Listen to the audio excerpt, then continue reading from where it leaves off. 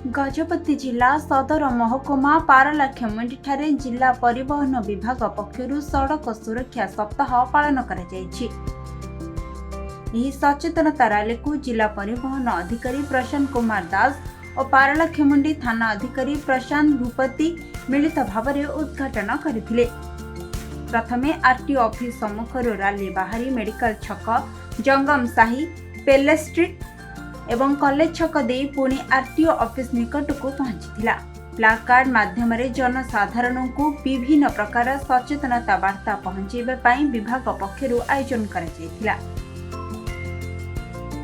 शहरर विभिन्न स्कूल छात्र छात्री पारलाखेमुंडी पुलिस और परिवहन विभाग समस्त कर्मचारी उपस्थित रहितिबा बेले यह सचेतनता रथ जिलार विभिन्न ब्लॉक और पंचायत स्तर में पहुंचबो बोली प्रकाश करिसेंती आंचलिक परिवहन अधिकारी।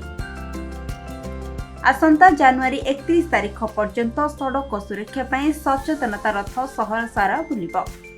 हमर सड़क सुरक्षा मास अवसर रे वर्ष 3 में होची सुरक्षित भाव घर को फेरंतु।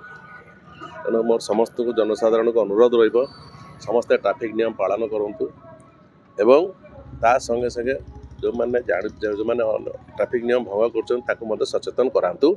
या द्वारा कौन कि आमर सड़क से जो एक्सीडेंट जो दुर्घटना होची समस्त बहुत लोग मृत्युवरण कर जिनस कि परिमाण में कमी पार सचेतन हेले कौन प्रकार ये ना बर्तमान निजे सचेतन हूँ अन्य सचेतन करा।